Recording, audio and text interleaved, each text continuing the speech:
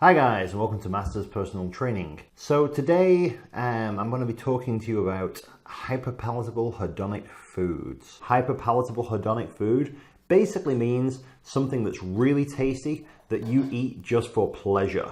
Okay, you're not chasing it for nutritional value, you're not eating it because it's good for you or any of that stuff. You're eating it because it tastes good and you can eat a lot of it.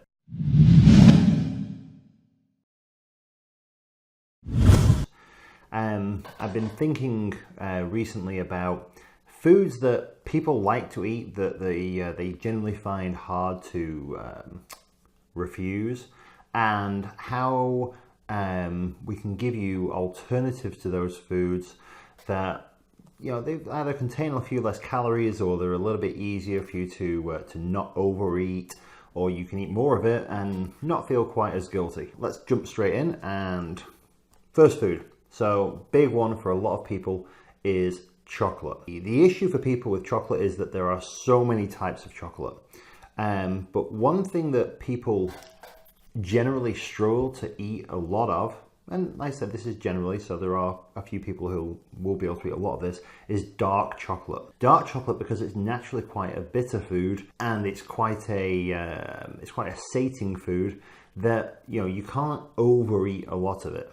Okay, and if you do try, then you tend to feel sickly, as opposed to, you know, if you gave me a bar of dairy milk, I'd just devour it, and not one of the little bars, one of the big bars. But dark chocolate is one of those foods where you can't actually generally eat too much. If chocolate's one of your go-to foods, then try swapping out your usual your dairy milk bar or whatever you normally have for dark chocolate. Or alternatively, if you're the dark chocolate monster and you could just eat gallons and gallons of dark chocolate, then, you know, buy the alternative. For you guys, buy milk chocolate, because you're not going to find it as enjoyable to eat, which means you're not going to overeat as much of it. Another food are, sorry, it's more of a drink actually, but staying a little bit with the chocolatey theme, is hot chocolate.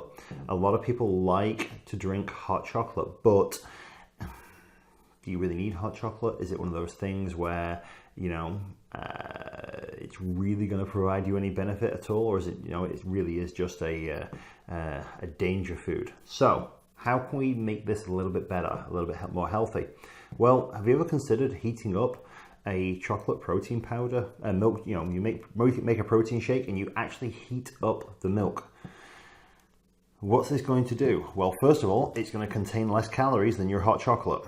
That's the first thing. The second thing is you're actually delivering protein to your body. So instead of just delivering something that is tasty and naughty and all that kind of stuff, you're actually going to deliver something to your body that's actually got some nutrition in it that your body can utilize. Again, similar to the dark chocolate thing, you're probably not going to find you want as much of it as you would do a hot chocolate, which means that it's going to actually sate you and, you know, so make you feel more satisfied about what you've had quicker. Okay, so next time you're feeling the cravings for some hot chocolate, try having a hot chocolate protein shake instead, and seeing if that, you know, just ticks you over, instead of going for your normal hot chocolate with your cream and your marshmallows. Next big one, bread.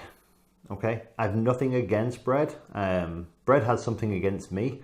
Anybody who knows me knows that I don't react particularly well to gluten. I'm not allergic to it. It just doesn't agree with me. So I opt for gluten-free.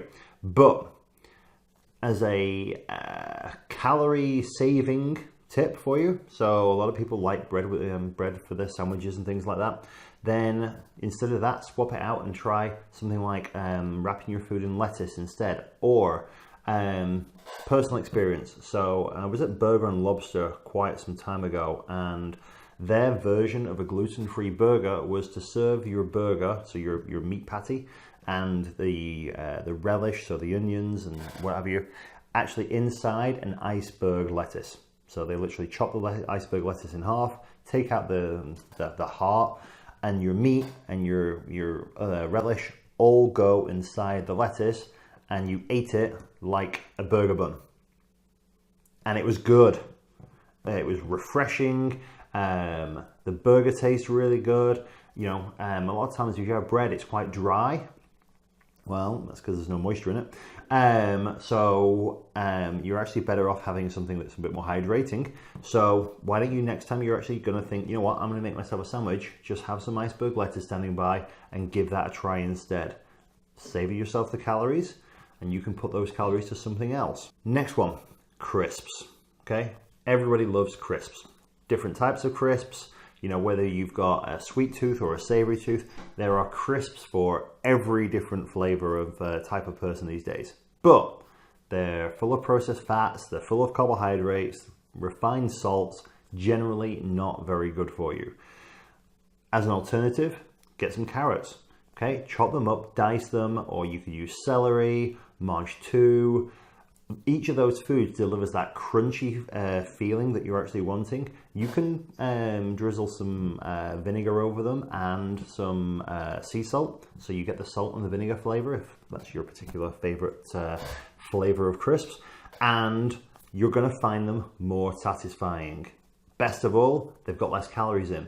So you can have, let's say you have the same amount of calorific value, you're going to feel a lot more sated and full from something that's got more fiber and more nutrition in it for the same amount of calories as a refined, processed, nasty bag of crisps. And my personal favorite, Haribos. I love Haribos and sports mixture. But the issue with them is I can devour them. I can literally go through 2 or 3 packets without even trying. Why? Because I chew them and I swallow them. So, clever little tip, opt for boiled sweets. Boiled sweets will last you longer than a packet of soft chewable sweets. So that means that you're not going to have as many of them, you're going to feel satisfied quicker, and it's easier to have 1 or 2 boiled sweets than it is to stop halfway through a packet of Haribos that you're actually demolishing. So try that instead of the Haribos next time if your Haribos are your hyperpalatable hedonic food. So the trick is to swap out those hyperpalatable hedonic foods with less palatable hedonic foods. You'll eat less, you'll consume less calories, and it will help you lose weight quicker. See you soon.